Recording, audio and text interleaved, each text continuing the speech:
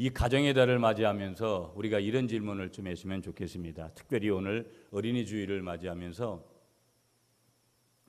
이런 질문을 우리가 좀 함께 했으면 좋겠는데, 물론 여기 부모가 아닌 분들도 계시죠, 아직. 그러나 이제 장차 부모가 되셔야 될 분들이고, 그래서 우리는 다 이미 부모로 부름받은 분들이 대부분 여기에 계시는데, 나는 과연 어떤 부모인가? 라는 이 질문에 우리가 조금 서 있었으면 좋겠습니다. 오늘 특별히 어린이 주일이니까. 자녀에게 있어서 부모님은 두 부류가 있다라는 거예요.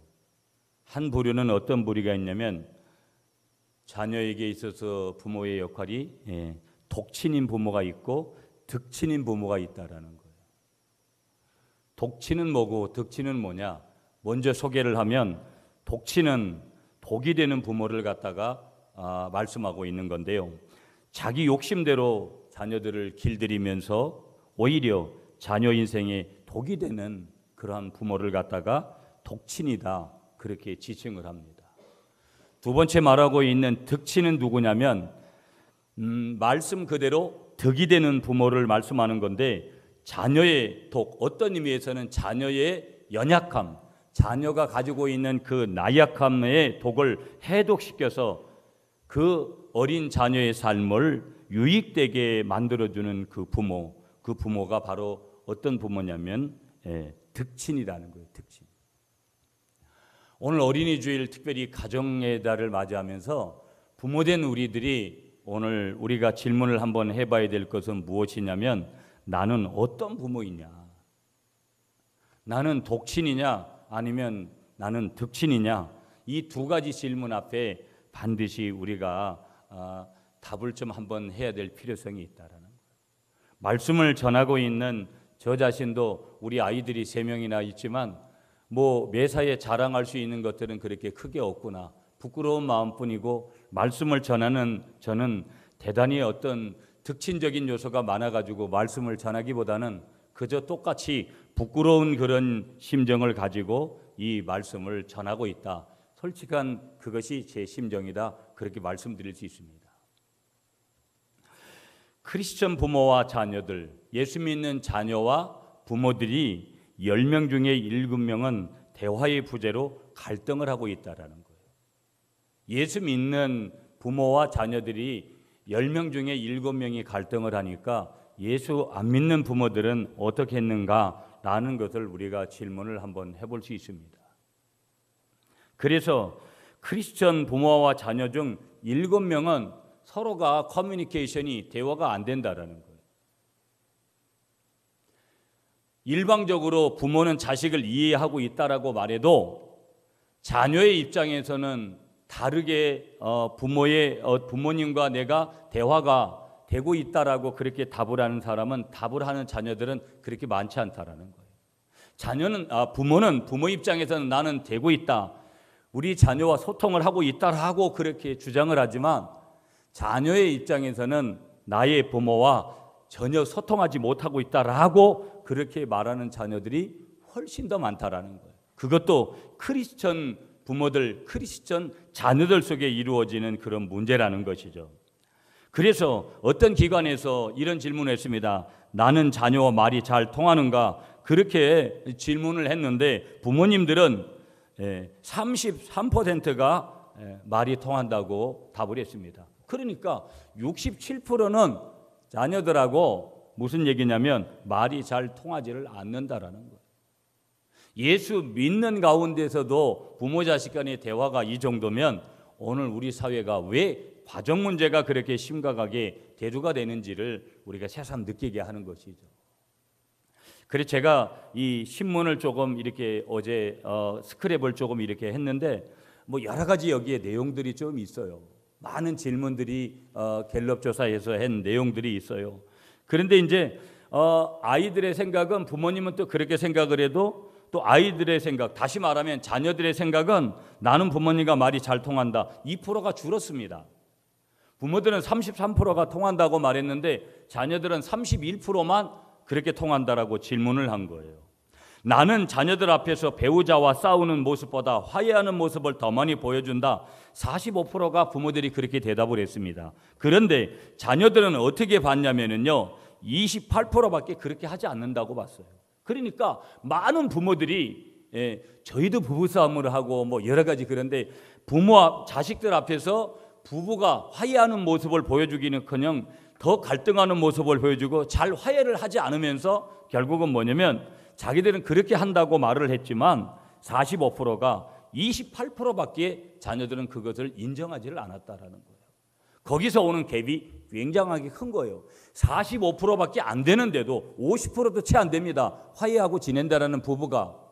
그러니까 크리스찬 부부들 55%는 뭐냐면 부부싸움을 해도 계속해서 냉전으로 간다는 거예요. 뭐냐면 상처가 쌓이고 그래서 어느 날 그 가정도 이제 문제가 깊게 생기겠죠.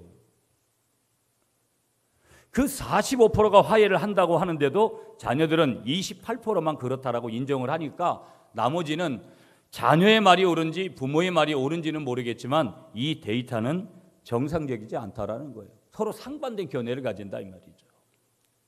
부모의 절반 이상이 자녀의 속마음을 잘 안다라고 응답을 했는데 65%가 잘 안다라고 그렇게 절반 이상이 그렇게 얘기를 했는데 자녀의 59%는 어떻게 생각을 했냐면 내 속마음을 몰라준다고 대답을 한 거예요. 그러니까 뭔가 서로가 분명히 입장의 견해 차이가 상당히 있다라는 것을 말씀하고 있는 것이죠. 부모의 60%는 자녀, 적성, 친구 이름 모른다라고 그렇게 이야기를 했는데 53%는 자녀 때문에 부부싸움을 한다라고 그렇게 대답을 한 거예요. 여하튼 여러 가지 데이터를 통해서 우리는 이 어린이 주일에 나는 어떤 부모인가에 대한 그 질문들을 반드시 해야 되는 그런 필요성들이 우리에게 있다라는 것을 한번 질문을 하면서 나는 과연 어떤 부모인가? 아까 말씀드린 대로 나는 독친인가? 나는 특친인가? 자식들에게 최대한대로 덕을 내가 제공하는 부모인가? 아니면 여전히 나는 자녀들에게 복을 전하는 그러한 부모인가? 이런 질문 앞에 우리가 겸손해야 될 필요성이 있다는 것이죠. 내일 당신의 자녀가 죽습니다. 뭐 병원의 어떤 선생님을 통해서 듣는 것이 아니라 누구에게 만일 이러한 경고, 이런 경고의 메시지를 부모된 입장이 들었다고 생각을 한다면 어떻게 보면 인생 최후의 자녀 인생 최후의 선언을 들었다면 그 부모는 어떤 일을 다 제쳐두고라도 어떻게 하면 내 자녀를 살려낼 것인가 거기에 대해서 골몰하고 몸부림을 칠 것입니다. 그러나 오늘날 많은 부모들의 모습들을 한번 살펴보면요, 장차 어떻게 보면 생길지도 모를 자녀의 불행에 대해서 크게 관심을 갖지 않습니다. 아니 그런 일이 일어나지 않을 것이라고 그렇게 생각을 합니다. 그 원인이 뭘까라고 한번 좀 더 깊이 있게 그렇게 생각을 해보면 그 원인이 이런 거예요. 첫째는 산업화, 정보화. 늘 제가 말씀드리는 우리 사회가 모던 시대에서 포스트 모더니즘이라는 이 포스트 모던 시대로 바뀌는 이런 사회에서 오는 영향으로 인해서 부모의 슬을 떠나려는 경향이 강하기 때문에 그런 요소들이 많은 거예요. 다시 말하면 이걸 뭐라고 표현하냐면 우리가 잘 아는 대로 대가족 제도로부터 핵가족으로 옮겨가는 모든 그런 가정의 질서가 와르르 무너지고 있는 그런 상황에서 항상 자녀는 부모 슬하에 있는 자녀는 부모를 떠나려고 하는 그러한 경향. 그래서 어찌 보면 결혼의 정년기라는 것이 다양하게 나타나지만 어찌 보면 더 빨라지는 어떤 의미에서는 여러 가지 부분에서 부모에게서 독립하려고 하는 그런 분야가 여러 분야에서 이른 나이에 그렇게 나타나고 있다는 것이죠. 이게 대가족 중심에서 핵가족으로 되어지는 이 정보화 사회 속에서 나타나는 그러한 개인적인 성향, 부모로부터 일찍부터 독립하려고 하는 그런 경향들이 결국은 그런 원인들을 갖다가 제공하게 되어지고요. 또 한 가지의 그 원인 제공이 뭐냐? 나만 생각하는 거. 그래서 사회의 공동이익을 도외시하는 가정교육의 부재. 이 가정이라는 모든 교육이 공적인 학교 교육은 이미 무너졌고 학원 교육이라는 것은 자기들이 돈벌이로 하는 것이 먼저지요. 그 한 영혼에 우리 아이의 영혼을 생각하고 그 아이의 인성을 생각하고 이런 것들을 갖다가 말하는 학원들이 있지만, 그러나 그것은 어찌 보면 다 액면교대로 믿을 수가 없는 거예요. 그거는 자기들이 어떤 페이를 얻고자 하는 장사소관에서 경제적인 원리에서 부가가치를 내고자 하는 그런 의미에서 학원을 경영하는 것이지, 내 아이의 인생의 인격과 모든 것들을 위해서 그 사람들이 그렇게 가르치지 않습니다. 수학학원이면 그저 수학에 대한 그런 필요한 것들을 갖다가 가르칠 뿐이라는 거예요. 그리고 그렇게 가르칠 만한 인성을 갖추어진 그런 학원들이 우리 대한민국에 질비하게 있냐면 그렇지도 않습니다. 그러니까 자녀 교육을 이룰 수 있는 가장 중요한 데가 어디냐면은 가정이죠, 가정.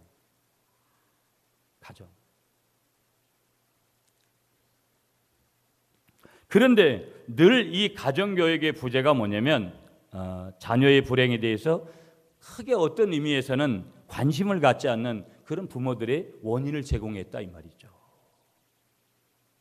자 보세요 여러분, 우리가 다 어린아이로부터 어머니의 자궁 속에서 나와서 어린아이 또 뭐 청소년 뭐 유아기부터 쭉 이렇게 지나서 우리가 이렇게 자라가게 되어지는데, 어려서부터 성인 이상으로 호강하며 자라나는 그러한 자녀의 장래가 어떻게 될까? 다시 말하면 어렸을 때부터 아무것도 어려움 없이 그렇게 자란 그런 아이들의 장래가 좀 어떨까라는 것들을 우리가 질문해 봐야 돼요.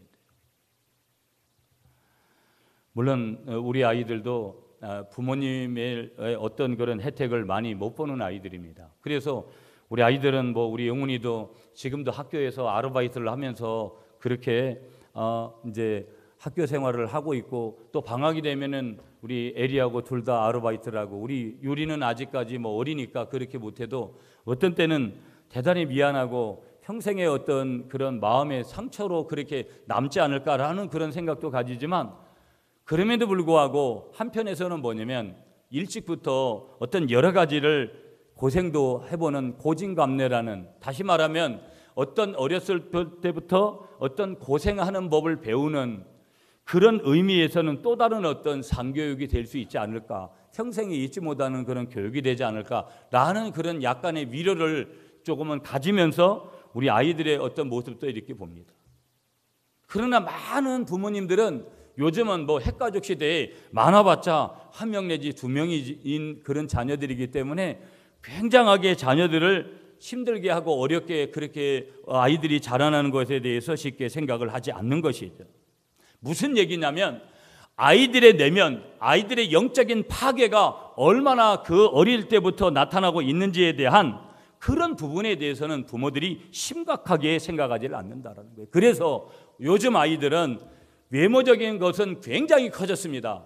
그러나 체력적인 부분, 육체적인 체력이나 영적인 체력이나 내면적인 체력을 한번 보면 상당히 어느 시대보다 나약해진 아이들의 모습이 오늘 이 시대입니다.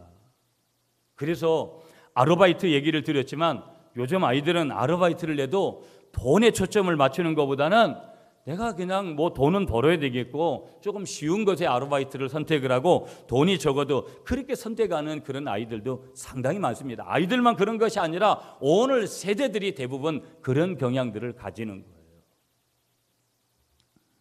그래서 오늘 어린이날인데요, 어린이 주일인데 내일 모레가 어린이날이고요. 이 어린이 주일을 맞이해서 자녀에 대한 부모의 책임들을 조금 더 의미 있게 상고해 보고자 하는 그런 의미로 오늘 이 말씀을 전하는 거예요. 오늘 우리는 이런 질문을 한번 생각을 해봐야 돼요. 우리가 다 가정생활을 하시는 분들은 내가 가정생활을 하면서 우리 어린 아이들에게 종아리를 때린다, 회초리를 때린 그런 회초리를 때려본 경험이 있다. 오늘 이 시대는 이런 것은 구시대적인 유물같이 여겨집니다. 그런데 이 회초리는 구시대의 그런 유물로 꺾어버린 지 오랜 것 같은 느낌들이 오늘 이 시대에, 저도 우리 아이들을 때리거나 뭐 그런 경험들이 그렇게 없는 것이죠. 여러분들도 보면 별로 뭐 그런 경험들이 없을 거라는 거예요. 그러나 그것은 결코 때렸냐 안 때렸냐가 중요한 게 아니라 회초리를 댔냐 안 댔냐, 이 문제는 굉장히 중요한 문제라는 거예요.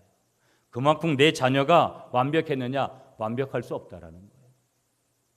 저는 아직도 저희 아버지한테 초등학교 6학년 때 지게짝대로 맞은 게 상처로 남아 있습니다. 우리 아버지가 학교 가는데 지게짝대기로다가 얼마나 저를 두들겨 팼는지, 우리 아버지도 저만큼이나 다 그렇잖아요. 아버지가 성질 급하니까 저도 성질 급한데, 우리 한가들은 굉장히 성격이 급합니다. 그러니까 뭐 지게짝대기, 지금도 저는 옛날 기억을 잘 못하는 편인데 그것만큼은 이렇게 자리하고 있어요. 그리고 우리 아버지는 아직도 그것을 기억하지도 못하겠지만 저한테 그것을 미안하다고 한 적도 한 번도 없어요. 그런데 다른 것들은 많이 기억을 못해도 그걸 기억을 하는 거예요. 정말 심하게 지게짝대기로 초등학교 6학년이었는데, 근데 별로 지금 와서 보면 타당성 없는, 어떻게 보면 일방적인 화풀이 같은 어떤 그런 느낌도 있지만 아버지 입장에서는 어떤 의미를 가지고 그렇게 하셨겠죠. 우리가 반드시 회초리를 대는 것이 무조건 중요하다는 얘기가 아니라 우리의 자녀들을 어떻게 키워가느냐 하는 질문들을 여기에서 지금 하고 있는 것이죠.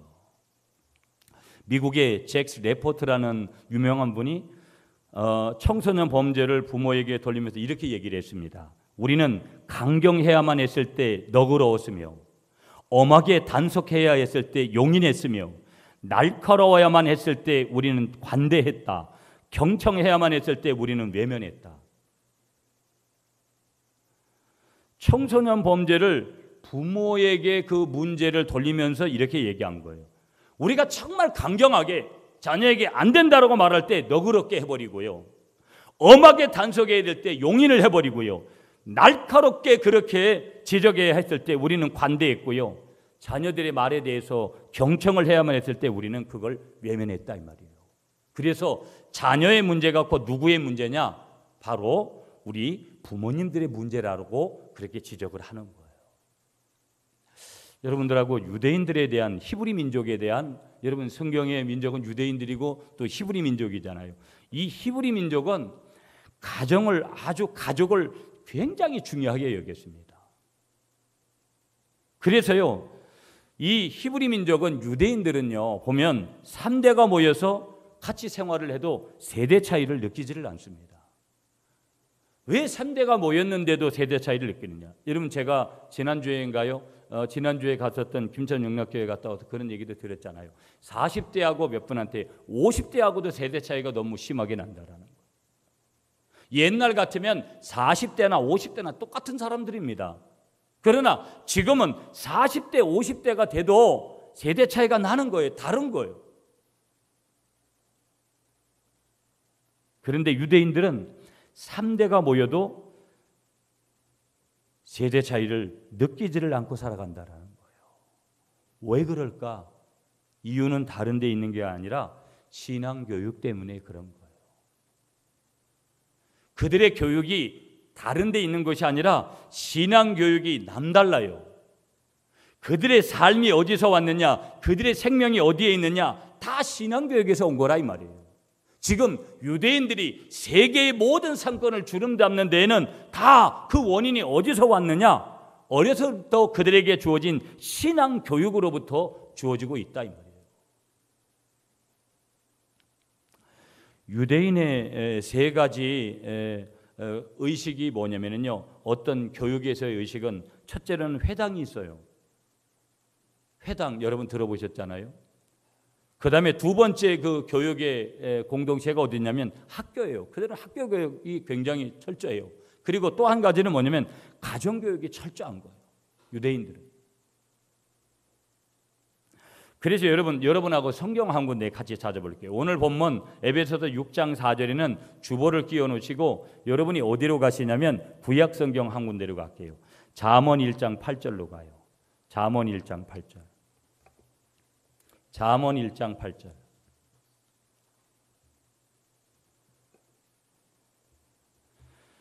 잠언 1장 8절 몇 페이지냐면 911페이지예요. 911페이지. 자, 잠언 1장 8절 찾으셨으면은 아멘. 자, 한 목소리로 다 같이 읽어주세요, 여러분이. 시작.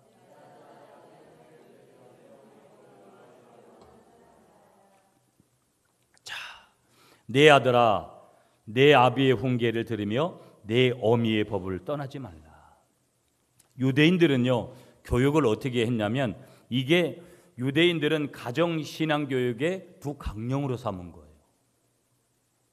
그래서 아버지는 뭘 하냐면 훈계를 해요. 여러분들에게 몇 번 소개했어요. 이 히브리어 단어가 무사르라는 단어예요. 무사르. 아버지는 늘 자녀들에게 훈계하는 거예요. 하나님 말씀에 순종해라. 부모님 말씀에 순종해라. 그러면 어머니는 뭘 하냐면 법이라는 거, 오늘 여기 1장 8절에는 법은 뭐냐면 토라를 얘기하는 거예요. 더 정확하게 말하면 모세 오경을 말하는 거예요. 이 토라, 법을 늘 이 자녀들에게 들려주는 거예요. 하나님의 말씀을 늘 들려주는 거예요. 여러분 보세요. 이스라엘의 이 유대인 히브리 민족은 모계 사회예요.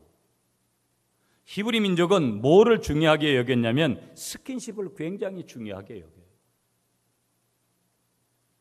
그러면서 항상 아버지가 스킨십을 하면서 자녀들하고 이렇게 스킨십을 하고, 어떤 때는 뽀뽀도 하고, 어떤 때는 이렇게 뭐 서로 포옹도 하고 여러 가지 하면서 들으라, 무사로. 뭘 들으냐? 훈계를 들어라. 훈계를 들어라. 그리고 항상 떠나지 마라. 뭘 떠나지 마느냐? 하나님의 법을 떠나지 말아라. 그렇게 항상 가르치는 거예요. 이게 그들의 가정신앙교육의 두 강령이라 이 말이에요. 그러니까 히브리 민족은 듣는 것부터 시작하는 거예요. 우리는 항상 문제가 어디서 보냐면 남이 듣든 말든 일방적으로 자기 얘기만 막 먼저 하려고 하기 때문에 문제거든요. 오늘 우리 사회가 문제가 뭐냐면 들으려고 하는 사람보다는 말하려고 하고 훈계하려고 하는 사람만 많아서 우리 사회가 문제지, 내가 그 사람의 얘기를 경청하고 내가 그 사람의 얘기를 받아주려고 하는 사회가 되면 그 사회는 회복이 있고 그 사회는 치유가 있는 거예요. 서로 말하고 서로 자기 말이 옳다라는 것이죠. 자기만 옳다라고 떠들기 때문에 사회가 힘든 거예요. 가정도 힘들어지는 것은 뭐냐면 오늘 모두가 다 자녀도 부모도 경청하는 구조가 되면 상대방의 말을 들으려고 하면 거기에는 치유가 있고 회복이 있는 거예요. 그러니까 이 히브리 민족이 왜 대단한 것이냐? 히브리 민족은 어려서부터 듣는 것부터 훈련을 시키는 거예요. 듣는 것부터. 아버지가 무사로 훈계하는 거예요. 순종해라. 순종해라. 하나님께 순종해라. 부모님께 순종해라. 그들은 어려서부터 듣는 거예요. 절대 말대꾸하지 않습니다. 아버지 그렇게 할 수 없습니다. 그렇게 하지 않습니다. 끊임없이 어렸을 때부터 그들은 훈계를 듣는 거예요. 뭐에 대한? 순종에 대해서. 그리고 어머니가 법으로 다 떠나지 말라고, 하나님의 말씀을 떠나지 말라고 그들에게 그렇게 가르치는 거예요. 말씀을 듣기만 하는 것이 아니라 어머니께서 더 추가하는 건 뭐예요? 떠나지 말도록 그렇게 늘 양육을 해주는 거예요. 말씀을 떠나서는 안 된다. 말씀을 떠나서는 안 된다. 여러 번 제가 말씀드렸지만 그래서 이스라엘에는 청소년 감옥소가 없는 거예요.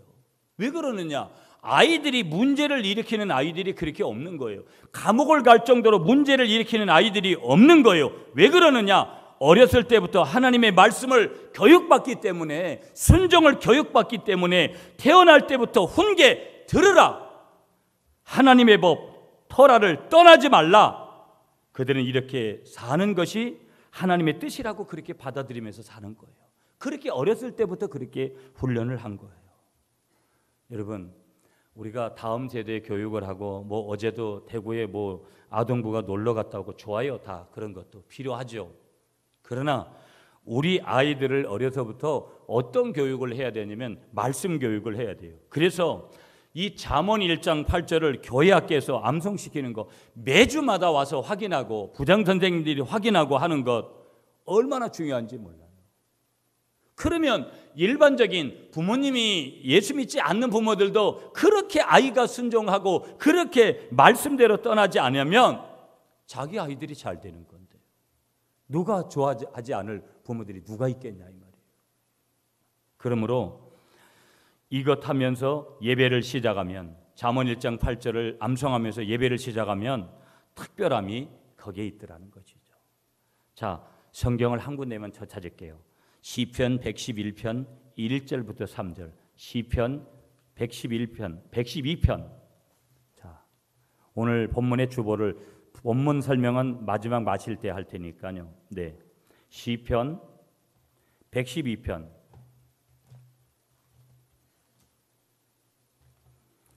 시편 112편 1절부터 3절. 자, 887페이지예요. 887페이지. 찾으셨으면 아멘. 자, 시편 112편 1절부터 3절을 같이 읽겠습니다. 시작. 할렐루야. 여호와를 경외하며 그의 계명을 크게 즐거워하는 자는 복이 있도다. 그의 후손이 땅에서 강성하며 정직한 자들의 후손에게 복이 있으리로다. 부와 재물이 그의 집에 있으며 그의 공의가 영원히 서 있으리로다. 아멘. 자, 여기 다른 것보다도 여기 시편 112편 1절부터 3절은 가정행전이에요. 또 다르게 유대인들이 가정교육을 할 때 이 시편 112편 1절부터 3절을 가지고 가정교육을 한 거예요. 그런데 여기 할렐루야가 나와요, 여러분. 1절에 할렐루야. 그러면서 여호와를 경외해라. 여호와를 경외하라 이 말은 뭐냐면 섬기고 두려워해라. 하나님을 섬기고 두려워해라. 너희들이 항상 하나님만 섬기고 두려워해라. 그리고 그의 계명을 크게 즐거워하는 자가 되라. 아버지들이, 어머니들이 자녀들에게 이렇게 가르쳤어요. 그리고 여기에 찬양을 가르쳤어요. 찬양이라는 뜻이 뭐냐면 이 찬양이라는 뜻, 뭐 히브리어로 할랄이다, 뭐 여러 가지 여러분이 듣지만 찬양이라는 원어의 뜻은 뭐냐면 자랑스럽게 여기다, 이런 뜻을 가지고 있어요. 찬양이 뭐라고요? 자랑스럽게 여기다. 한번 따라하겠습니다. 하나님을 자랑스럽게 여기다. 그러니까 히브리인들의 찬양은 항상 어떤 찬양이냐면 하나님을 자랑스럽게 여기는 거예요. 그러면 우리가 세상 노래를 부르면서 하나님을 자랑스럽게 여길 수 있어요? 그러니까 우리가 노래방에 가서 일반 유행가를 부르는 것은 의미가 없는 거예요. 자기 감정 소화하고 자기 감정 어떤 정리하는 것이지 그 노래를 통해서 하나님 앞에 영광을 돌릴 수는 없는 거예요. 찬양은 뭐라고요? 자랑스럽게 여기는 거. 내가 지금 찬양을 하고 있는 것은 하나님을 자랑스럽게 여기는 거예요. 그 자랑스럽게 여기는 그 사람을 통해서 하나님은 또 뭘 주시는 거예요? 나를 자랑스럽게 여기는 그 사람을 통해서 영광을 받으시고 뭘 주시는 거예요? 복을 주시는 거예요. 복.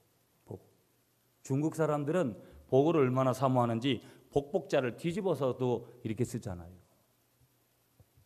하나님은 창세기 1장 28절에서 문화명령을 시작을 하면서 거기에 복이라는 것, 그들에게 복을 주시며 우리에게 복 주시기를 원하시는데 하나님은 어떨 때 이스라엘의 자녀들이, 유대인들의 히브리 민족의 자녀들이 하나님을 자랑스럽게 여기며 찬양을 할 때 하나님은 뭐예요? 그들에게 복을 주시는 거예요. 아멘 좀 하세요. 그러니까 히브리인들은 모든 삶이 할렐루야로 시작을 해서 할렐루야로 마쳤다 이 말이에요. 할렐루야라는 뜻이 원래 또 어떤 뜻을 가지고 있어요? 하나님을 찬양하라, 뭐 이런 뜻이잖아요. 그러니까 하나님을 찬양하는 것 자체가 뭐예요? 하나님을 자랑스럽게 여기는 것. 하나님을 찬양한다 이 말은 찬양하는 존재는 특별한 분인데 자랑스러운 분이기 때문에 우리가 찬양하는 것이죠. 그러면서 중요한 것은 뭐냐면 이 히브리인들의 부모님들은요, 어린아이들이 어려서부터 할렐루야를 체질화시키도록 만드는 거예요. 우리는 그냥 목사도 어쩌다가 하라고 해야. 여러분들이 왜 아멘을 그렇게 쉽게 못하는 줄 아세요? 여러분들의 마음속에 지금도 아직도 오늘 이 아침에 왜 우리의 마음은 어제 할렐루야 많이 했다고 오늘 할렐루야 많이 하게 되는 줄 아세요? 여러분들의 마음이 이미 많은 부분 세속적인 것, 하나님보다도 더 많은 것으로 채워지고 있기 때문에 영적인 예민함이 둔하기 때문에 여러분들이 그렇게 민감하게 아멘을 못하는 거예요. 여러분 속에 하나님으로 채워져 있으면 자동적으로 반응될 수 있는 게 뭔지 아세요? 거기에는 할렐루야, 아멘, 이게 자동적으로 나와요. 어떤 때는 형식적으로도, 어떤 때는 그냥 내가 그렇게 하지 않았는데 나는 원래 그냥 아멘할 마음이 없는데 뭐라 그래요? 히브리인들이 어린아이들을 어려서부터 할렐루야 이걸 체질화시켰다. 그냥 내가 어떤 하나님의 하나님 이런 말만 해도 그냥 할렐루야가 나오는 거예요. 이런 사람들하고 이런 아이들하고 억지로 강요해서 아멘 좀 하세요, 억지로 할렐루야 하세요 이렇게 하는 거하고는 차이점들이 많은 거라 이 말이에요. 억지와 자율은 엄청난 차이점을 가져오는 거예요. 여러분 속에 할렐루야를 체질화시키시고 또 여러분의 자녀들을 그렇게 키워가시는 여러분들이 되시기를 간절히 축복하겠습니다. 성경의 한 인물을 소개하면 엘리 제사장이 나와요. 사무엘상에. 자녀 교육을 실패한 사람을 한 사람 꼽으라면 늘 나오는 사람이 엘리 제사장이에요. 여러분 죄송하지만 목사님들의 자녀들이 삐뚤어져서 그렇게 목회자들이 목회하면서 힘든 경우들이 왕왕 있어요. 물론 마지막에 가면 항상 얻어 터지고 제 바로 또 돌아오더라고요. 그런데 어떤 때 보면 저 자신도 이게 우리가 앞에서 뭐 하나님의 일을 한다 하는 우리들이 항상 조심해야 되는 부분들. 우리나라 여러분 유명한 우리 목회자 한 분 아시잖아요. 그분의 자녀가 얼마나 심각하게, 그분만이 그런 게 아니라 수많은 목회자의 자녀들이 그런 케이스들을 보여요. 안타까운 것이죠. 그런데 그 엘리 제사장의 아들들은 불량자라 그랬어요. 여호와를 알지 못한다. 제사장의 아들인데도 성경은 뭐라 그러냐? 하나님을 알지 못한다라고 말씀하면서요, 온갖 못된 짓을 다 합니다. 그런데 문제는 뭐냐면 정작 그의 아버지인 엘리 제사장은 그걸 방관하는 거예요. 자기 자식이 잘못하면 이제 회초리를 대야 되는데 그걸 안 한 거예요.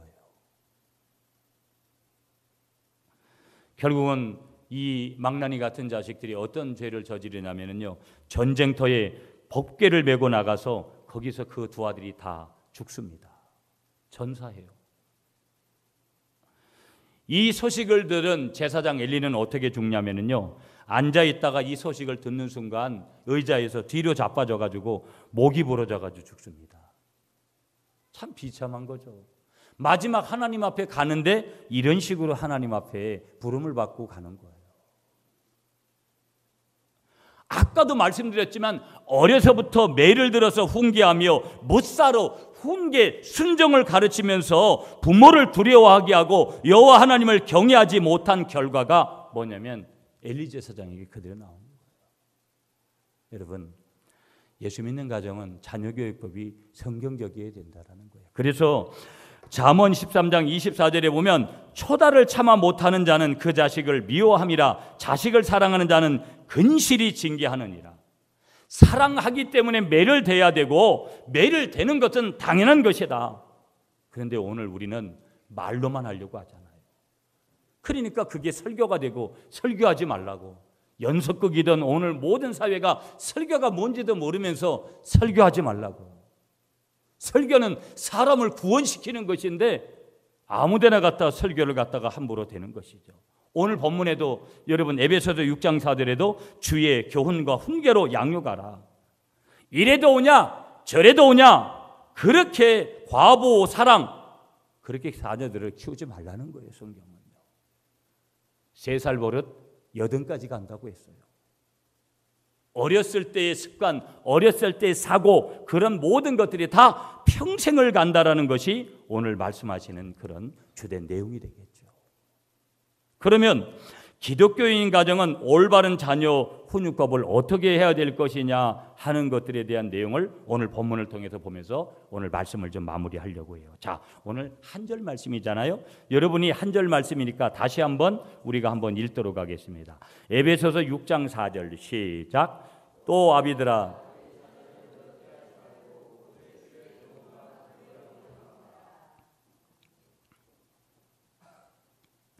여기 노엽게 하지 말라. 파로르기제테라는 헬라어 단어를 썼어요. 이 파로르기제테라는 단어는 현재 명령이에요. 지금 명령하는 거예요. 지금 부모들에게 명령을 주시는데 어떤 명령을 주시냐면 반복적인 명령을 주세요. 우리가 이걸 한 번만 하지 말고 반복적인 행동을 해야 되는 규정으로 지금 말씀하는 거예요. 그러니까 부모가 자녀를 노엽게 하지 않아야 되는 것은 어떠한 특정한 경우에만 제한되는 것이 아니고 언제나 항상 따라야 되는 현재 명령이라는 거예요. 그러면 언제나 따라야 될 현재 명령이 뭐라는 거예요? 자녀들을 어떻게 하라고요? 노엽게 하지 말아라. 노엽게 하지 말아라. 그러니까 노엽게 하지 않고 자녀들을 훈계하고 말씀으로 양육해야 되니까 이것도 쉬운 것은 아니죠. 쉬운 것은 아니죠. 그러면서 뭐라고 말씀하시냐면 이어서 이런 말씀을 주세요. 노엽게 하지 말고 오직 주의 교훈과 훈계로 양육해라. 그러면 자녀들을 기독교적인 관점에서, 우리 성경적인 관점에서의 자녀 교육법은 어떤 것이냐? 교훈으로라고 했어요. 교훈. 이 교훈은 뭐냐면 다른 말로는 징계라는 뜻이에요. 징계로 자녀를 양육해라. 그러니까 우리는 하나님의 심판이라는 것에 대해서, 우리는 심판이라는 개념보다는 우리는 하나님 앞에 징계를 받는다. 제가 찬양 예배 시간에 분명히 말씀드려요. 그러면 내가 지금 고난을 당하든지 내가 어떤 경우에 있다면 하나님이 나를 징계하시는 거다. 그러면 그 하나님의 징계는 뭐가 있는 거예요? 하나님의 사랑이 반드시 거기에 있는 거거든요. 그러면 우리가 자녀들을 교훈한다, 이 말은 이 자녀들을 징계하는 건데, 그러면 그 부모는 왜 징계하느냐? 왜 우리가 초달을 하느냐? 왜 우리가 회초리를 대느냐? 이유는 다른 거 없어요. 내 자식이 잘 되길 원하는 부모의 사랑이 그 속에 있기 때문에. 그래서 우리 부모님들은 교훈으로라는 그런 말씀은 뭐냐? 우리가 디모데후서 3장 16절로 말씀하면 이건 의로 교육하는 것이죠. 의로. 내가 징계하다, 이런 징계하는 것도 의롭게 교육하기 위해서. 그래서 우리는 교훈으로, 그 다음에 또 한 가지는 뭐냐면 훈계로 하라 그랬어요. 다 이어서 주의 교훈과 훈계로 양육하라. 이 훈계라는 단어는 누데시아라는 헬라어 단어 뜻의 누데시아. 이 뜻이 뭐냐면 경계, 경계라는 뜻이에요. 경계. 그러니까 아까도 말씀드렸지만 유대인들에게 있어서 자녀에 대한 아버지의 훈계는 자녀를 교육하는 가장 기본적인 방법이에요. 훈계하는 거예요. 뭘 훈계하냐면 순종하라고. 하나님의 말씀에 순종해라. 부모의 말씀에 순종해라. 여러분, 우리는 뭐 어릴 때 보면 우리는 그래도 가부장적인 의미로 부모에게 순종하라고 많이, 우리는 동방예의지국이다 그래서 효를 가르침 받았잖아요. 근데 어떤 의미에서는 절반만 맞는 거죠. 우리나라의 교육법은. 왜 그러냐면 뭐 감정을 섞어서 여러 가지 기타 등등을 섞어서 그런 저기를 하니까. 그런데 정말 아버지가 훈계할 때 유대인 자녀들은 그렇게 들은 거예요. 그렇게 어려서부터 순종하고 하나님의 말씀을 떠나지 않으니까 아이들이 크게 큰 탈이 일어날 리가 없는 거예요. 여러분, 오늘 여기 훈계라는 단어를 계속해서 쓰고 있어요. 보시면 교훈과 훈계로 양육하라. 훈계는 자신의 생각과 가문의 전통 따위로 그렇게 하지 않는다라는 거예요. 뭐예요? 하나님의 교훈을 근거로, 성경을 교훈으로 삼아서 그 성경대로 가르친다 이 말이에요. 그게 뭐라는 거예요? 훈계라는 거예요. 그러니까 세상에 무슨 뭐 명심보감이다, 아니면 세상에 좋은 어떤 것으로다가 그거를 교훈서 삼아서 가르치는 게 아니에요. 할아버지 아니면 조상 때부터 내려오는 어떤 말을 통해서, 가훈을 통해서 가르치는 것 이전에 그 가르침의 중심은 뭐가 있다라는 거예요? 하나님의 말씀이 있다라는 거예요. 하나님의 말씀. 여러분의 부모됨을 다시 한번 축복하면서, 부모된 여러분들이 먼저는 하나님께서 말씀하셨어요. 자녀를 노엽게 하지 마라. 그러니까 자녀의 마음을 충분하게 한편에서는 이해하라는 그런 뜻이죠. 체벌을 하더라도, 훈계를 하더라도 이해해라. 노엽게 하지 말고 그 다음에 오직 주의 교훈과 훈계로 해라. 징계도 하라는 것이죠. 처달도 하라는 것이죠. 어렸을 때부터. 그러나 성경적으로 하라는 거예요. 성경적으로 해라. 이제 말씀을 여러분 맺도록 하겠습니다. 오늘 어린이 주일입니다, 여러분. 내일 모레가 어린이날이고요. 우리에게서 어린이는 다 자식은 어린이인 거예요. 70 먹은 자식도 어린이고, 여러분 오늘 뭐 80이 먹은 자식도 어린이고, 내 자식은 아무리 나이가 많이 먹어도 그건 어린입니다, 어린이. 그래서 나이가 많이 든 자식에게도 아가야 뭐 이런 표현을 하는 옛날의 어른들 지금도 많이 계시잖아요. 내 자식이기 때문에. 내 자식이 아무리 나이가 많이 먹어도 그는 나의 어린 자녀이라는 것이죠. 여러분, 오늘 우리는 이런 질문을 해야 됩니다. 처음에 제가 드렸던 말씀과 같이 어떤 질문을 해야 되냐면, 오늘 우리가 이런 질문을 해야 돼요. 나는 과연 어떤 부모인가? 나는 과연 정말 어떤 부모로 지금 여러분 저도 다 아시지만 저는 결혼 일찍 했습니다. 저희 집 사람하고 어떻게 보면 그냥 철모를 떼었을 것 같은 그런 느낌도 가져요. 이 말씀을 전하고 있는 저는 부모로서 잘하고 있냐면 절대 부끄럽습니다. 그러나 정말 나는 그런 부모로 지금 그렇게 살아가고 자녀들을 교육하고 있는 건가? 우리의 자녀의 교육법은 성서적인가? 위대한 인물들을 보면은요, 어렸을 때부터 다 회심한 사람들이에요. 성경의 많은 부분들을 작사했던 아이작 와츠라는 사람이 있습니다. 이 사람은 9살 때 회심을 했습니다. 영국의 요나단 에드워드라는 영국에서 어린 시절을 보냈던 사람이 있습니다. 7살 때 그는 회심을 해요. 헨리 워드 비처라는 사람은 5살 때 흑인 신자에게 신령한 은혜를 받고 회심을 해요. 매튜 헨리라는 주석까지 쓴 유명한 여러분 신학자가 있습니다. 목회자가 있습니다. 그는 11살 때 주님을 영접을 해요. 리차드 박스터라는 유명한 그런 분이 계십니다. 그는 6살 때 구원을 받습니다. 우리의 자녀들을 어떻게 훈련해 갈 것인가? 어떻게 양육해 갈 것인가? 오늘 하나님은 우리에게 분명한 질문을 하라고 말씀하시는 거예요. 뭐라고 질문하라고 우리에게 말씀을 주시냐면 나는 과연 어떤 부모인가? 오늘 제목을 드린 처럼 우리의 자녀 교육은 정말 성서적인가? 오늘 에베소서 6장 4절에 짧게 주신 말씀의 근거에서 우리의 자녀 교육이 항상 성경적인 배경에서 자녀 교육이 되어지고 자녀된 우리 모두는 다음 주일에 또 우리가 부모를 어떻게 공경해야 될 것인지 효에 대해서 말씀을 드리겠지만 우리가 부모님을 어떻게 섬길 것인지를 고민하면서 우리 모두가 다 부모됨과 자식됨의 위치에서 최선을 다해서 하나님 앞에 영광을 돌리고 부모님에게는 효도하고 자녀들을 깊이 사랑하시는 우리 모두가 될 수 있기를 간절히 축복하겠습니다.